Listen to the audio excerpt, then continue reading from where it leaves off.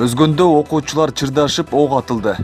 Оштун Өзгөн районунда жогорку класстын окуучуларынын чатагында травматикалык тапанчадан ок атылып, бир бала жабыркаган. Бул тууралуу Ош областык ички иштер башкармалыгынын басма сөз кызматкери Жеңиш Ашырбаев билдирди. Милициянын айтымында 17 март күнү Өзгөн районундагы Жазы айыл аймагынын Кара Дыйкан айылында окуучулар арасында кайма айтышуу чырга айланып, УНН ДО аттуу бала газ травматикалык тапанча менен аткан.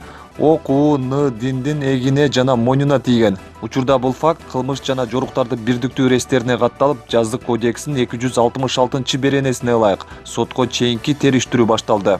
Булак Азаттык.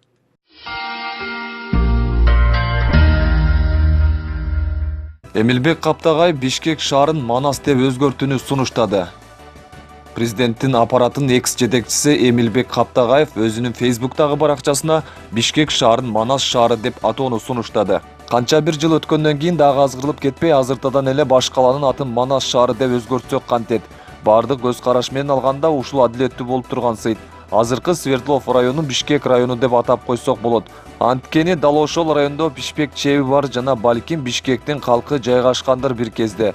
Ал эми Бишкек баатырдын болгону жана анын ишмердиги талашмас эле. Анткени уламыштардан башка анын чын болгонун тастыктай турган ишенимдүү булак жок деп жазды Каптагаев.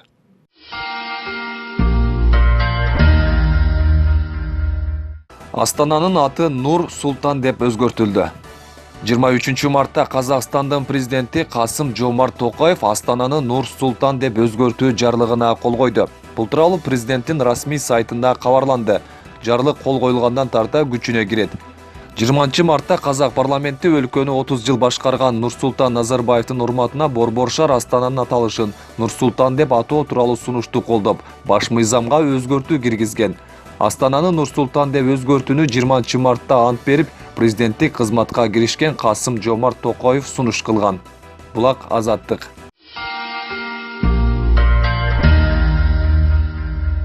Адвокат Жапаровдун жаза мөөнөтү кыскарышы мүмкүн.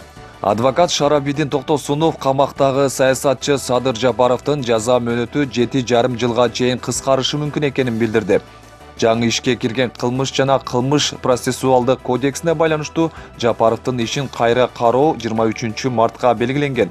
Эскерте кетсек, Кумтөр маселесине байланыштуу өкмөткө каршы чакырыктар менен чыгып жүргөн Жапаров 2013 жылы Караколдо митинг уюштуруп, Ысык көлдүн ошол кездеги губернатору Эмилбек Каптагаевди барымтага алган деген айыптын негизинде камалган.